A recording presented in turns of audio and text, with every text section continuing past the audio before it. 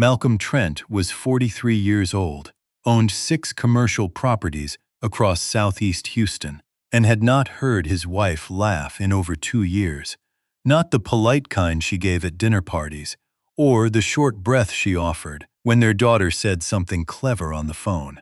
The real laugh, the one that used to come out sideways, catching her off guard, making her cover her mouth like she was embarrassed by how much joy her own body could produce. That laugh had gone quiet sometime around 2023, and Malcolm had been too busy closing on a strip mall in 3rd Ward to notice exactly when. He built Trent Property Holdings from a $12,000 loan and a rusted Chevy Tahoe he used to drive prospective buyers to vacant lots along Almeida Road. Grew up in Sunnyside, Houston, 5th Ward before that. The kind of childhood where you learned the difference between hunger and appetite before you learned long division. His mother, Ruth Trent, worked the cafeteria line at Yates High School for 26 years and never once called in sick. She raised Malcolm and his younger brother, Craig, on cornbread, scripture, and the unshakable belief that a man who complains about his circumstances has already surrendered to them. Ruth was 71 now, still sharp, still watching. On a Thursday evening in late October 2025, Malcolm was driving back from a property inspection on Cullen Boulevard when a pickup truck ran a red light at the Wheeler intersection and clipped his Lincoln Navigator on the driver's side. The impact spun the vehicle into a concrete median, glass everywhere. The airbag punched him in the face like a fist wrapped in a pillowcase. When the paramedics pulled him out, blood was running from a gash above his right eye, and he could not see clearly out of either one. At Memorial Hermann, the ophthalmologist told him he had sustained corneal edema in both eyes and minor trauma to the left optic nerve. His vision would return fully within 10 to 14 days, maybe sooner. The swelling just needed time. Malcolm lay in that hospital bed with gauze wrapped around his eyes, listening to the hum of machines and the shuffle of nurses' shoes on linoleum, and made a decision that would cost him more than any deal he had ever closed. Before we go any further, get comfortable, because this story is going to sit with you long after you finish it. He called Dr. Phaedra Collins, a neuropsychologist he had known since their undergraduate days at Prairie View A&M. She had gone on to build a practice in the medical center, specializing in trauma response and family systems. He trusted her completely, which was important, because what he was about to ask required someone who would not judge him and would not lie to him.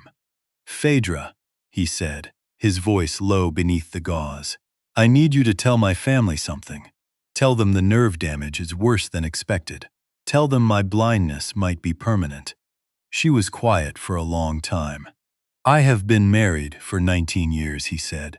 "I have a brother who has not held a job since 2020. I have a business partner who smiles at me every Monday morning like I am his best friend, and then goes behind my back to renegotiate contracts I already signed. And I have a wife who sleeps on the far side of a king-sized bed like there is a wall between us that neither one of us built on purpose." He paused. "I need to know what happens when they think I cannot see them anymore. When they believe nobody is watching." Phaedra leaned forward. He could hear the chair shift. "You understand that what you find might not bring you any comfort." "I have not been comfortable in 3 years, he said. "At least this will be honest," she agreed. And with that agreement, Malcolm Trent, a man who had spent his entire adult life watching everything, and everyone with the careful attention of someone who grew up learning that survival depended on seeing trouble before it arrived, closed his eyes voluntarily and let the darkness teach him what his sight never could.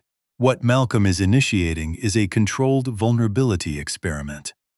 By removing the primary sense through which he monitors and manages the people around him, he is stripping away the power dynamic that governs every relationship in his life. In its absence, each person will behave according to their actual priorities rather than their performed ones. The psychology is straightforward.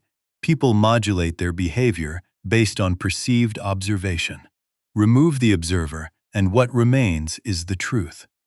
The first visitor came before breakfast. Craig Trent, 38, Malcolm's younger brother, walked into the room smelling like Hennessy and the particular brand of cologne you buy at a gas station when you are trying to seem like more than you are. He had been living in a duplex on Scott Street that Malcolm paid for, drove a Dodge Charger that Malcolm's insurance covered, had a closet full of ambitions and a resume full of gaps. "Big bro," Craig said, pulling a chair close. "I talked to the doctors. They said it's bad, man. Your eyes might not come back." Malcolm said nothing, kept his face still behind the gauze. "Look, I know this is hard to hear right now, but somebody's got to handle the business while you're down. I already called Reggie at the title company, told him I'm stepping in as acting manager until you recover." He had not asked Malcolm's permission. "There's also the Cullen property," Craig continued. "That tenant's been 3 months behind. I'm thinking we sell it while the market's hot. I already got a buyer lined up. Old college friend of mine." Malcolm felt the air shift as Craig leaned closer. "I just need you to sign a couple things. Power of attorney, temporary, just so I can move on the paperwork." He slid something onto the bed. Malcolm could feel the edge of a manila envelope against his hand. "Don't worry about reading it," Craig said. "I got you." Craig is exhibiting opportunistic role seizure, a pattern in which a subordinate member of a family system uses a crisis to claim authority they could never earn under normal circumstances. The speed of his response reveals premeditation. He did not arrive with concern. He arrived with documents. 2 hours later, a man named Ray Portis walked in. Ray had been Malcolm's business partner for 11 years. They had started together back when the company was 2 men in a Tahoe driving through 3rd Ward with a dream and a spreadsheet. Ray handled the client relationships. Malcolm handled everything else. Ray set a bag of barbecue from Killen's on the side table. Brisket, Malcolm's favorite. He gripped Malcolm's hand with both of his own and spoke in the particular tone of a man performing grief for an audience of one. "Brother, I am here, whatever you need. I already moved the operating accounts into a secondary trust so the family doesn't have access while you're recovering, just to protect you." He paused. "Let that sit. I also restructured the Almeida deal. New terms, better for us long term. I just needed to move fast because the seller was getting cold feet." Malcolm's jaw tightened beneath the gauze. The Almeida deal had been his project, his terms.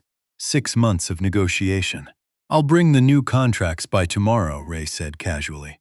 "You don't need to see them right now." He laughed at his own words. "No pun intended, man." Ray represents instrumental partnership decay. A relationship that began as genuine mutual investment has gradually shifted into asymmetric extraction. Ray no longer sees Malcolm as a partner. He sees him as an obstacle between himself and the full value of what they built together. The barbecue is not generosity, it is packaging. By noon, Malcolm had heard enough voices to fill a courtroom. An aunt he had not spoken to since his mother's birthday dinner in 2022 called the hospital to ask whether his life insurance policy was up to date. A cousin from Beaumont left a voicemail asking if the Sunnyside property was going to be available anytime soon. Then, just after 1 o'clock, the door opened slowly. His wife walked in. Corinne Trent was wearing sneakers and an old Prairie View hoodie that Malcolm recognized by touch alone. The one with the fraying drawstring that she refused to throw away because it was the same hoodie she had been wearing the night they met at a homecoming tailgate in 2004. She smelled like cocoa butter and the lavender hand soap she kept by the kitchen sink. She did not speak immediately. She sat beside the bed. She took his hand, not the way Craig had gripped it, performative and purposeful. She held it the way you hold something you are afraid of dropping. "Hey," she said softly, "it's Corinne. They told me what happened with your eyes. I don't care about any of that right now. I just need you to know I'm here." She did not mention the properties.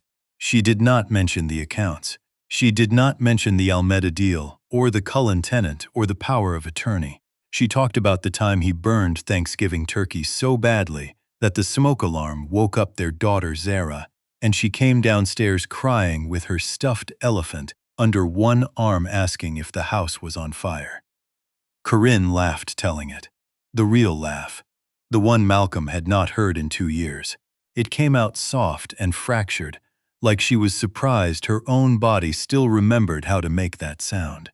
She talked about the Valscholarfakt Fund he had quietly set up for kids in Sunnyside through their church, Wheeler Avenue Baptist. How he never let them put his name on it. How he had told the pastor, just call it the community fund. The money doesn't need my face on it.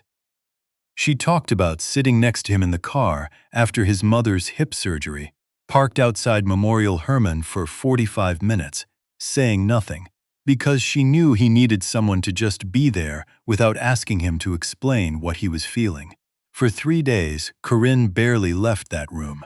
She wiped his face with a cool cloth when the Houston heat pushed through the hospital's weak air conditioning.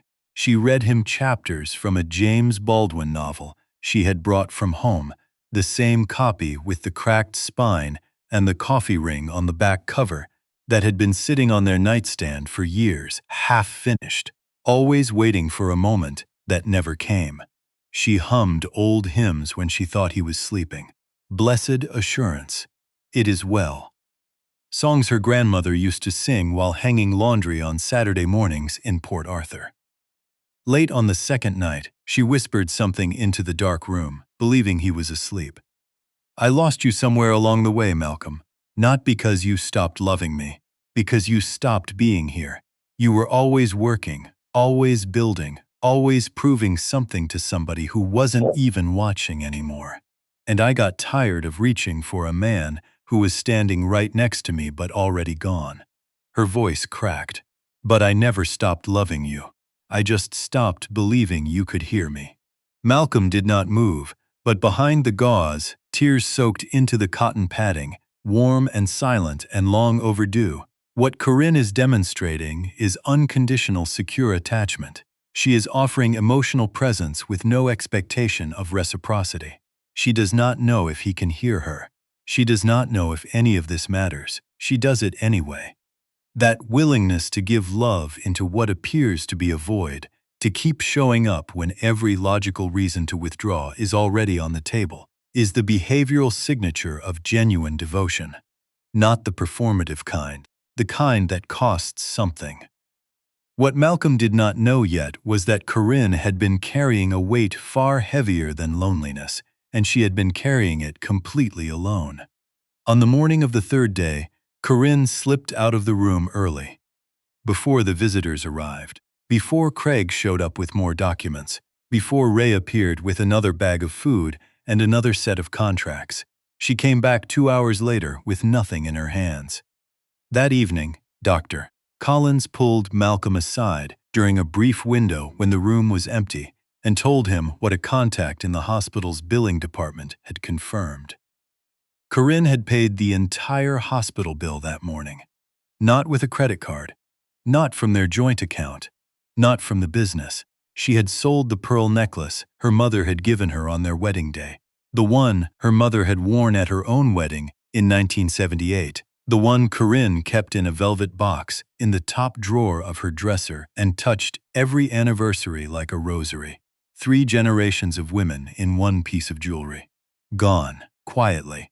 So the man she loved would not wake up to one more burden. Malcolm held the billing receipt in both hands and did not speak for a very long time.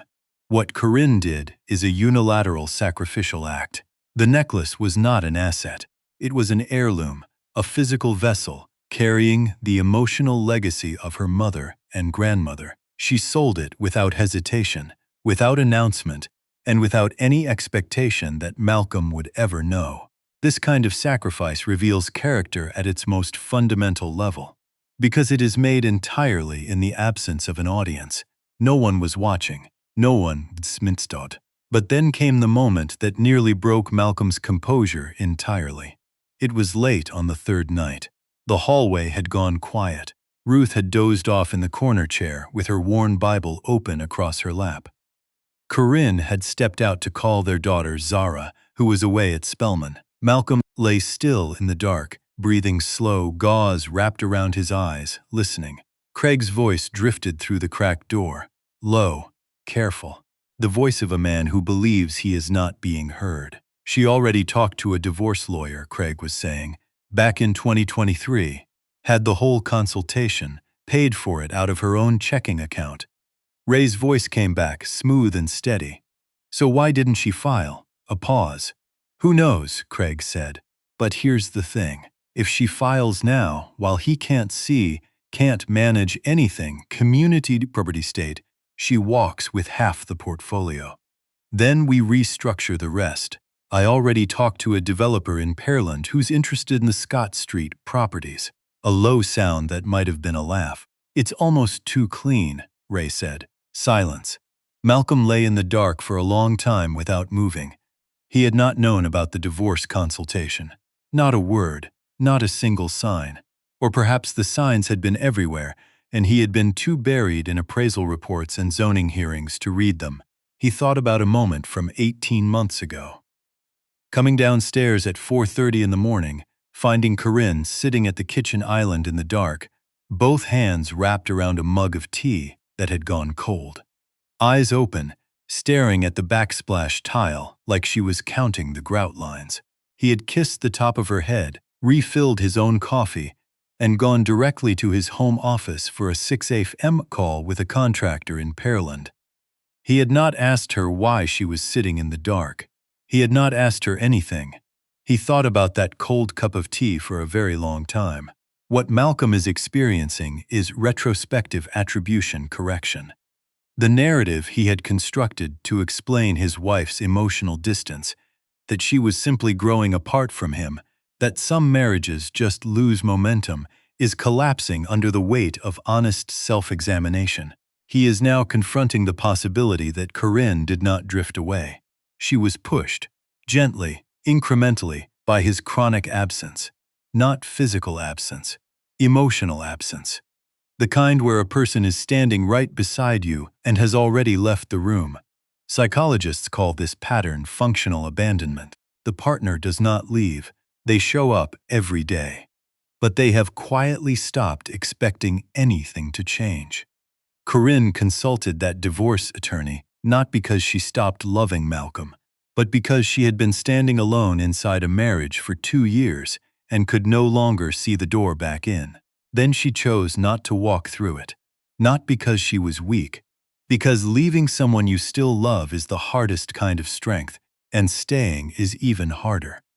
The next morning, Corinne arrived earlier than usual. She brought a small Tupperware container of sweet potato pudding, her grandmother's recipe from Port Arthur, written on a yellowed index card she still kept in the kitchen drawer, between the foil and the plastic wrap.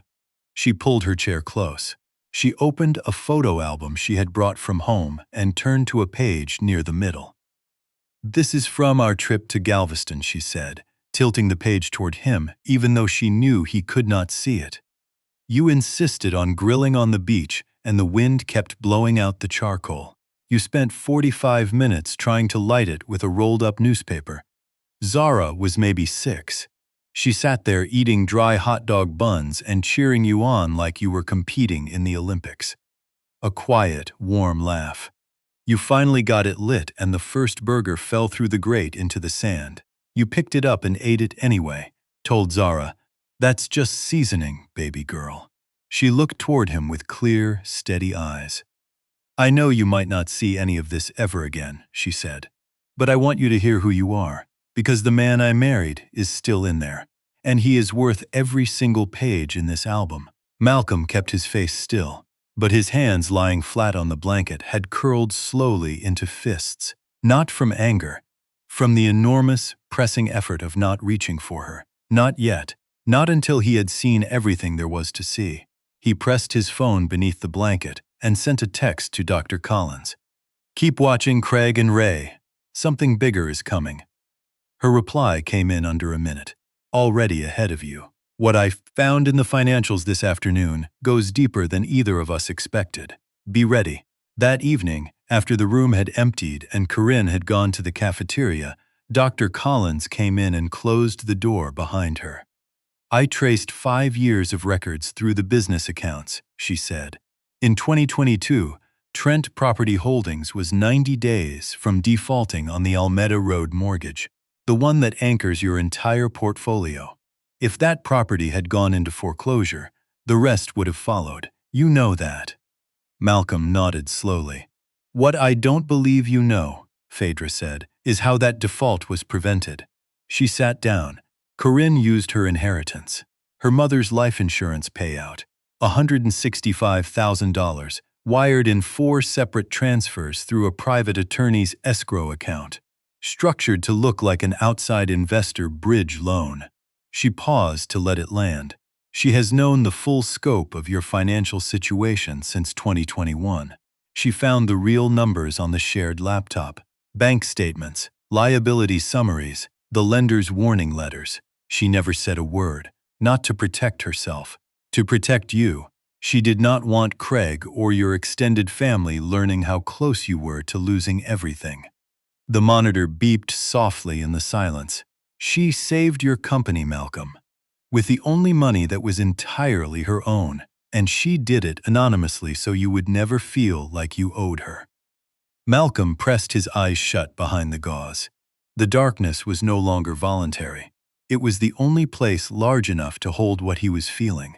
He remembered what Corinne had once told him about that inheritance. Years ago, sitting on the back porch after Zara had gone to sleep, she had said she wanted to use it someday to open a small community art studio for children in Sunnyside, a place where kids could paint and draw and make things with their hands, the way her face had looked when she said it, the specific brightness of a person describing a dream they had been carrying for a long time, gone. Quietly, for him, without a single word. What Corinne did is what researchers call a silent load-bearing sacrifice, a contribution so significant and so carefully concealed that it restructures the foundation of a relationship without either partner fully understanding what shifted. She did not tell Malcolm because she understood something about him that he had not yet understood about himself. He would have experienced her sacrifice as an obligation, a debt, and he was already drowning in the weight of what he owed the world. So she protected him from his own sense of indebtedness, an act of what psychologists call empathic anticipation, understanding not just what a person needs, but what they are not yet equipped to receive. That same night, just after 11, Dr. Collins received a call from a deacon at Wheeler Avenue Baptist Church. Corinne was at the church. She had been there since 9:30, and she was not alone. Malcolm was already sitting up in bed before Phaedra finished the sentence. "Not yet," she said. "I have the security feed from the fellowship hall. Watch first." She held the tablet close to his face. Even through the gauze, with his vision partially returned but still blurred at the edges, he could make out the shapes. The church's small meeting room off the main hall. Folding chairs, a long table, fluorescent light. Corinne stood at one end. Craig stood at the other. Ray leaned against the wall with his arms crossed. Between them on the table, a stack of transfer documents. A pen laid precisely on top. Craig was talking, his body language aggressive, leaning forward, one hand sweeping across the paperwork. Ray nodding steadily beside him, the two of them moving in coordinated rhythm, rehearsed. Then Craig said something that made Corinne take a step back. Her hand came up slowly to her mouth. Malcolm turned up the audio. Craig's voice came through thin but unmistakable. "I called Ray's mechanic the day before Malcolm's accident, had him check the brakes on Malcolm's Navigator and loosen the caliper bolts on the front left. Not enough to kill him, just enough to guarantee a collision at speed. I needed a window." He gestured at the documents. "Now that he's blind, the timing couldn't be better.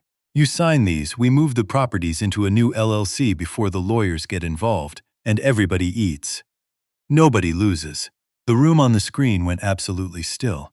Then Corinne spoke. Her voice was low, controlled, cold in the particular way that a deeply patient person becomes cold when they have finally reached the limit of everything they are willing to tolerate.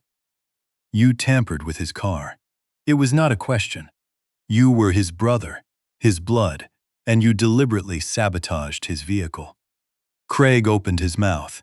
"Don't," she said. She pushed the documents back across the table without looking at them. "You think I'm tired," she said. "You think I'm bitter and broken and one conversation away from walking out. You've been counting on that for 2 years." She looked at him directly. "But I need you to hear me very clearly, Craig. I would sleep on the floor of that hospital for the rest of my life before I let you take a single thing that man built with his own hands."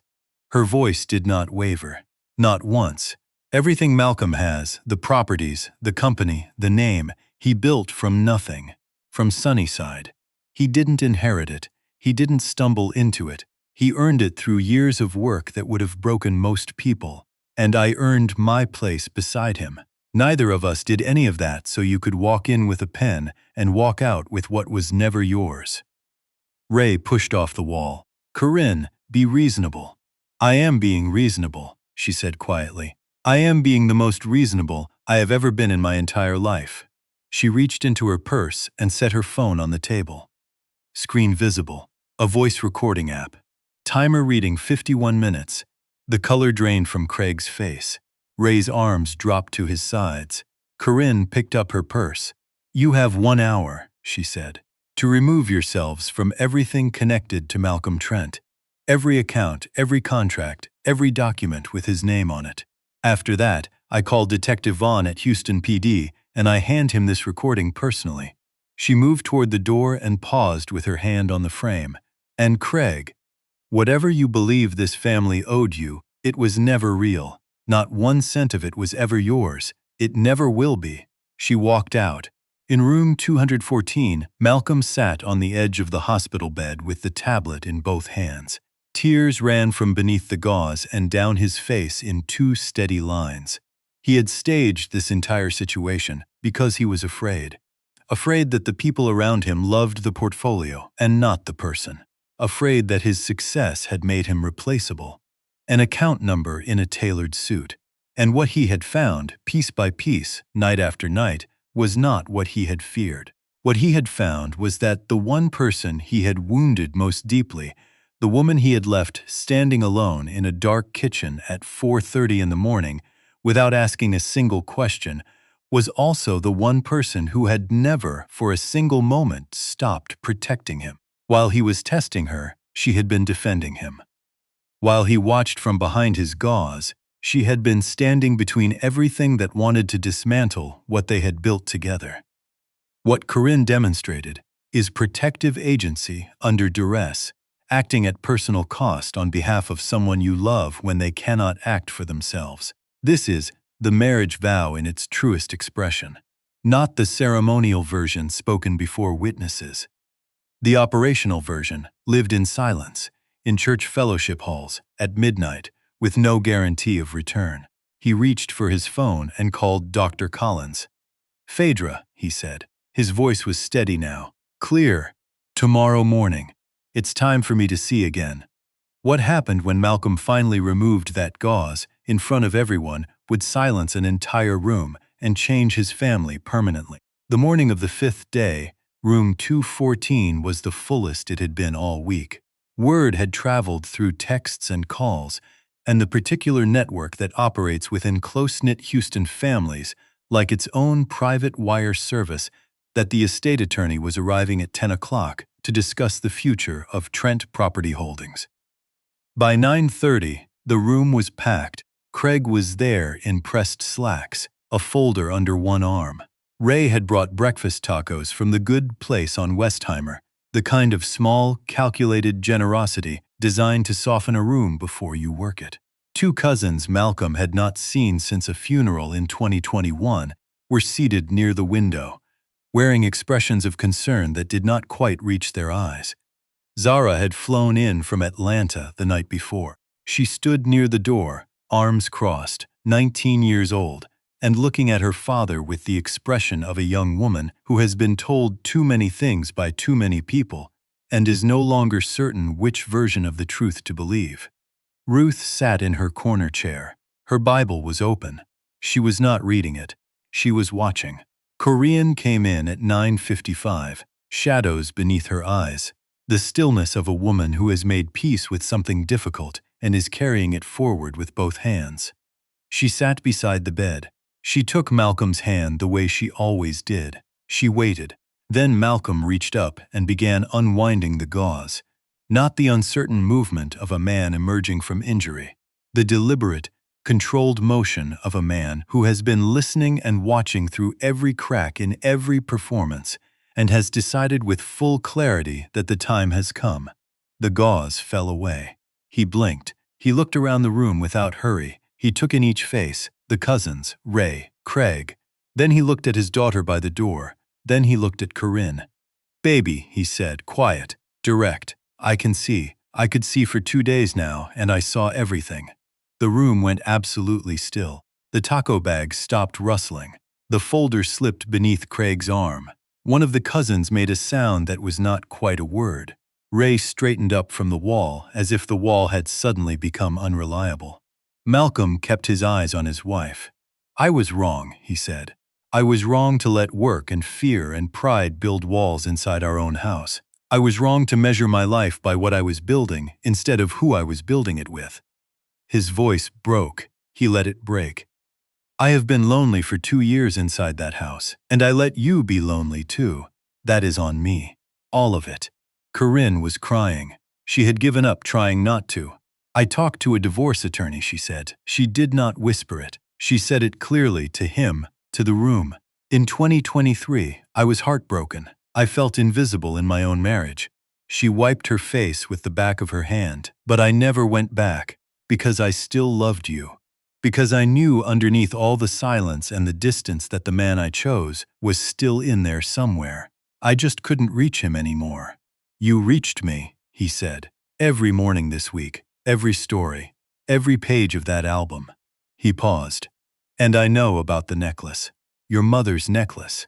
She shook her head. "Malcolm, I know about your mother's insurance money," he said. "The $165,000. I know what you did in 2022. And I know you did it so I would never feel like I owed you for saving everything I built." The room had gone so quiet the elevator could be heard humming 4 floors down. Corinne held his gaze for a long moment. When she finally spoke, her voice was soft and certain. "You would have carried it like a debt," she said. "And you already carry too much alone."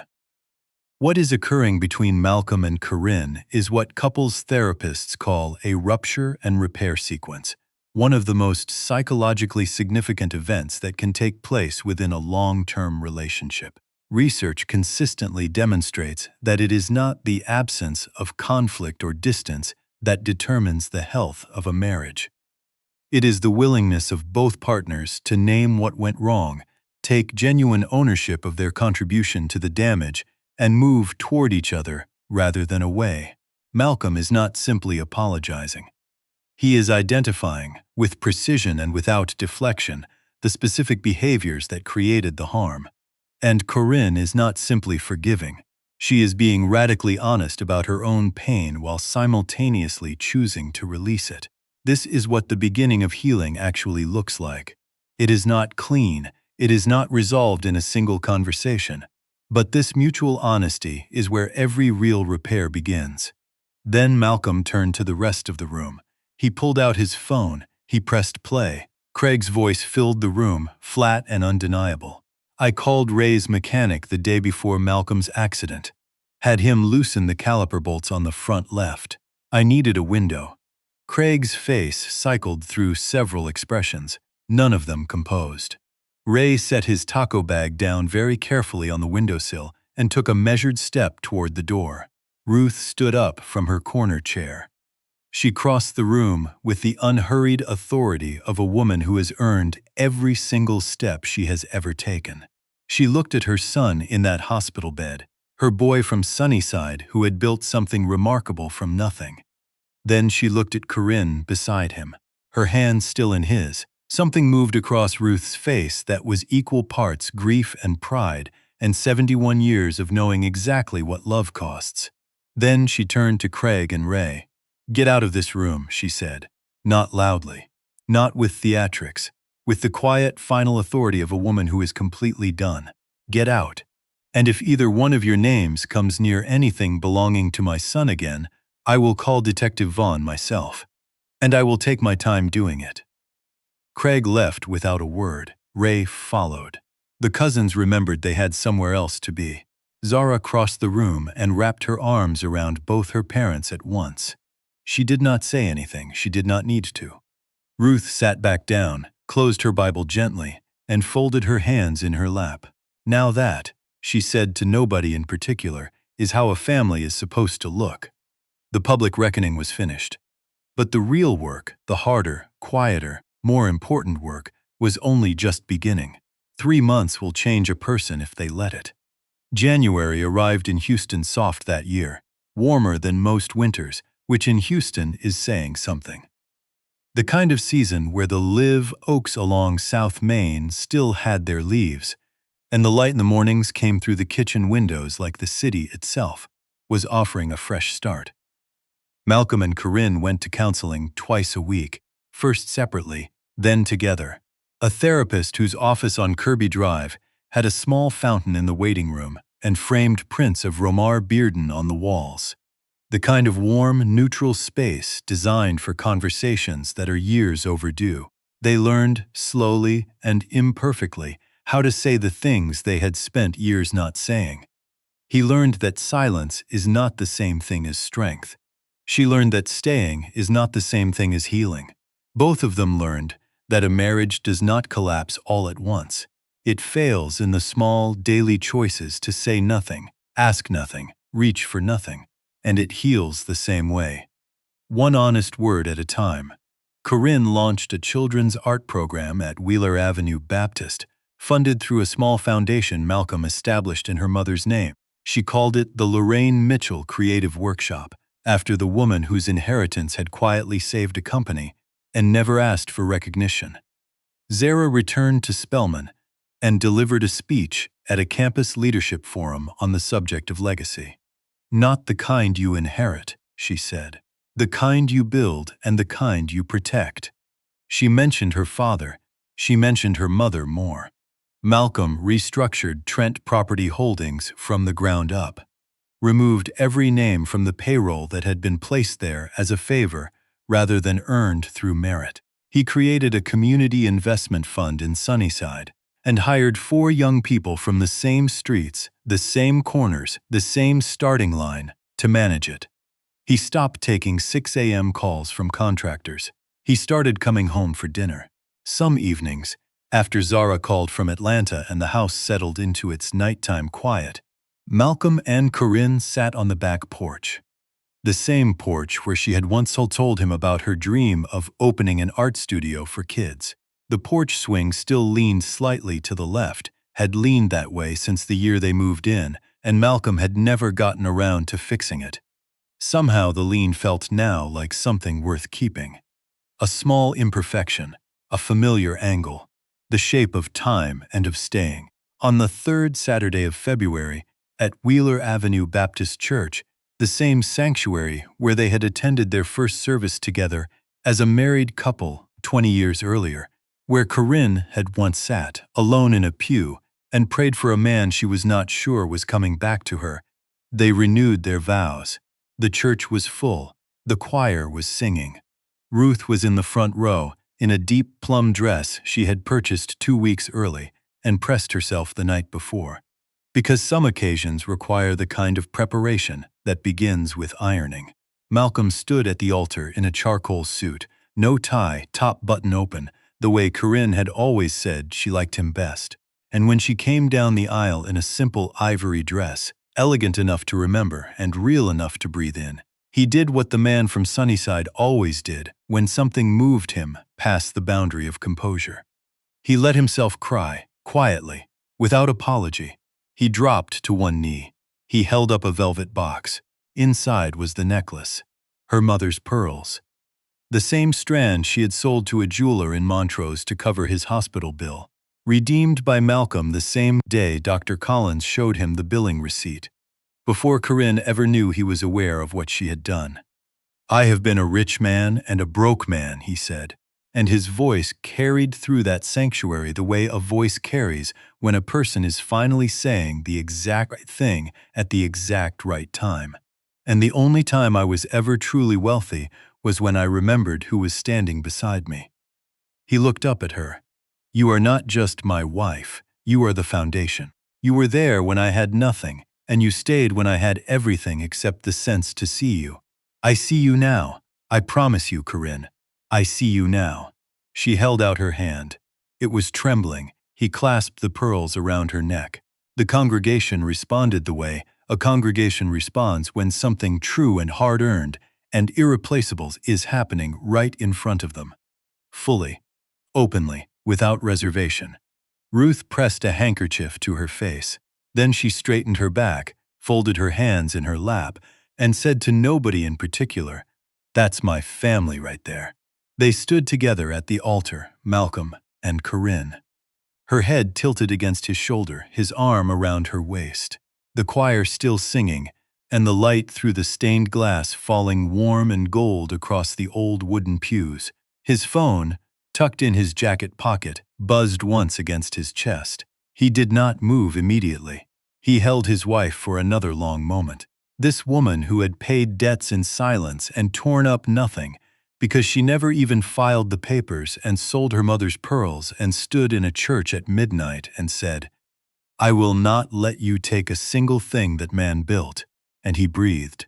Then, when she turned to greet Ruth and Zara came forward to wrap her arms around both of them, Malcolm reached into his jacket and glanced at the screen.